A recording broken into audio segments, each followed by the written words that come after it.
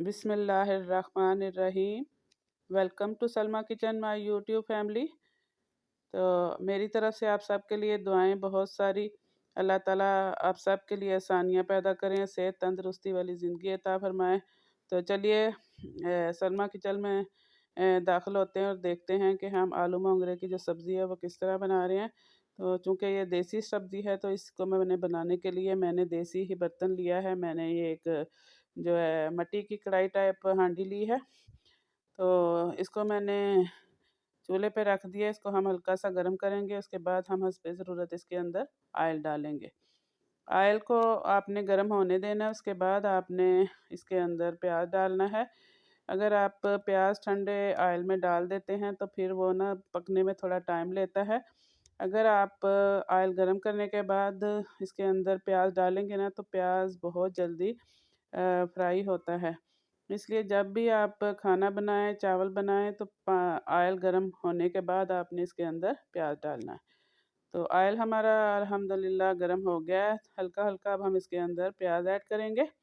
तो ये मैंने एक अदद बड़ी प्याज ली थी। इसको इस तरह हम थोड़ा सा मसल लेंगे। इस तरह ये अलग अलग इसके हो जाएंगे चंक्स, तो ये इसको फ्राई करने में भी आसानी होगी। तो हमारी यूट्यूब फैमिली ऐसी छोटी छोटी टिप्स हैं जो हमारे काम को आसान करती हैं, जिनको हमने ध्यान से जो है ना देखना भी है और इसको इस्तेमाल भी करना है अपने अपने खाने में, इन टिप्स को। तो अब हम प्याज को ना फ्राई करेंगे, हम बिल्कुल लाइट ब्राउन से इसको फ्राई करेंगे। हमने बहुत ज़्यादा डार्क इसको नहीं करना। ये 1 टेबलस्पून मैंने इसके अंदर ज़ीरा डाला है। आप जब भी कोई सब्ज़ी बनाएं, दाल बनाएं तो उसमें आप इस तरह एक चम्मच ज़ीरा ज़रूर डालें। इससे जब ये ज़ीरा फ्राई होता है ना प्याज के साथ, ये खाने को बहुत मज़ा देता है। और अगर आप चिकन वाला कुछ सालन बना रहे हैं, गोश्त वाला, तो फिर आप 1 टेबलस्पून भर के अंदर साबुत गरम मसाला ज़रूर ऐड किया करें। अब मैंने इसके अंदर हल्का सा प्याज हमारा फ्राई हो चुका है। अब मैं इसके अंदर अदरक लहसुन का पेस्ट डालूँगी। ये 1 टेबलस्पून अदरक लहसुन का पेस्ट है। मैं जब भी अदरक लहसुन का पेस्ट यूज़ करती हूँ तो मैं हमेशा फ्रेश ही उसको कूट के बनाती हूँ। मैं कभी भी बाज़ार का रेडीमेड अदरक लहसुन का पेस्ट यूज़ नहीं करती और ना ही मैं इसको पीस के फ्रिज के अंदर रखती हूँ, क्योंकि मुझे इसी तरह हमेशा फ्रेश चीज़ें ही डाल के पकाना अच्छा लगता है। उससे अरोमा भी जो हमारे खानों का ज़्यादा बढ़ के आता है। तो प्याज माशाल्लाह से हमारा फ्राई हो गया है। तो इसके साथ हमने अदरक लहसुन को भी 1 से 2 मिनट तक फ्राई कर लिए है। दोनों चीज़ें फ्राई हो चुकी हैं। अब हम इसमें थोड़ा सा पानी डालेंगे और इसको अच्छी तरह से हम मिक्स कर लेंगे ताकि इसका अरोमा अच्छी तरह से निकल आए। अब हम इसके अंदर टमाटर डालेंगे। मैंने ये 2 से 3 अदद टमाटर लिए थे। मैं जब भी टमाटर काट के डालती हूँ तो मैं हमेशा इनको ऊपर से छील लेती हूँ, पील कर लेती हूँ, उसके बाद मैं गोल काट के डालती हूँ। टमाटर को मैंने कवर कर दिया, टमाटर डाल के मैंने कवर कर दिया हांडी को। तो ये हल्की सी हमने इसकी जो है हीट कर दी है। इसमें अब ये गल जाएँगे। तो देखिए 3-4 मिनट कवर करने से टमाटर भी अच्छी तरह से नरम हो चुके हैं। अब हम इनको स्पैचुला की मदद से मैश करते हुए अच्छी तरह से भून लेंगे।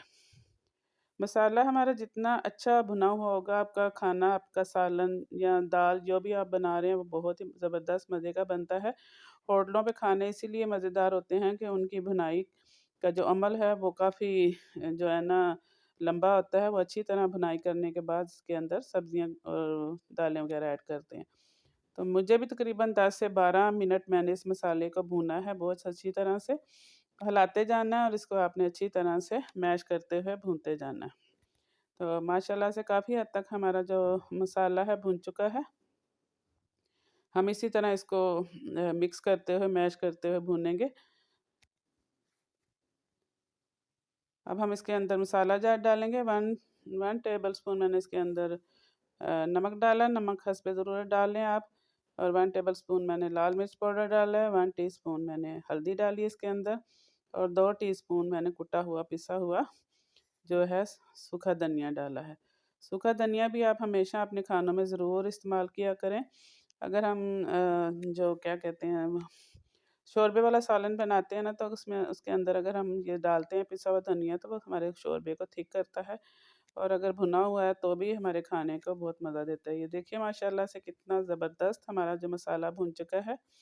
टमाटर, प्याज़ और अदरक, लहसुन जो भी हमने इसके अंदर डाला था, कोई भी चीज़ के चंक्स इसके अंदर नज़र नहीं आ रहे। बहुत अच्छी तरह से ये हर चीज़ इसके अंदर मैश हो चुकी है।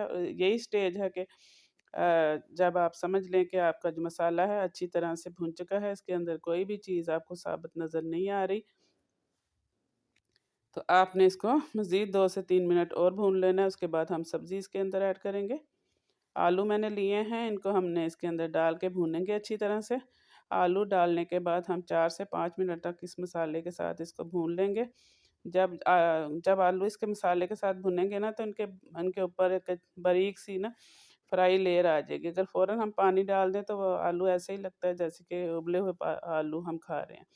तो भुनाई बहुत ज़रूरी है खानों के लिए। जितना अच्छा आप भूनेंगे उतना ही मज़ेदार आपका सालन बनेगा। तो तकरीबन 4 से 5 मिनट तक मैंने आलू को भून लिया है अच्छी तरह से। इसमें थोड़ा-सा पानी ऐड करेंगे हम और इसको हम कवर करके रख देंगे ताकि इसी पानी और मसाले में आलू गल जाएँ। 4 से 5 मिनट का बाद देखें आलू माशाल्लाह से नरम हो चुके हैं। अब हम इसके अंदर सब्ज़ी ऐड करेंगे। तो मैंने ये मोंगरे लिए थे, इनको मैंने अच्छी तरह से साफ़ करके फिर इनको मैंने काटा था, छोटा पीस किए थे और इनको अच्छी तरह से 2-3 पानी धोने के बाद मैंने बॉयल किया था। उबालने के बाद जो इसका पानी था एक्स्ट्रा वो मैंने डिस्कार्ड कर दिया था। इस तरह करके अगर आप मोंगरे बनाएँगे ना, तो इसका जो इसके अंदर एक हीक सी होती है, जो एक स्मेल सी होती है, कसैली सी, वो ख़त्म हो जाती है, पानी के साथ वो निकल जाती है। तो देखिए कलर भी माशाल्लाह से कितना ज़बरदस्त हमारे मोंगरों का है। बहुत ज़बरदस्त इस तरह ये बनते हैं अगर बॉयल करके आप पकाएँगे तो। तो मोंगरे तकरीबन हमारे पके हुए हैं, आलू भी गल चुके हैं। अब हम इसको थोड़ी देर दम पे रखेंगे ताकि सारा अरोमा हमारी सब्ज़ी के अंदर आ जाए। तो माशाल्लाह से देखिए हमारे सालन जो है बहुत अच्छी तरह से बन चुका है।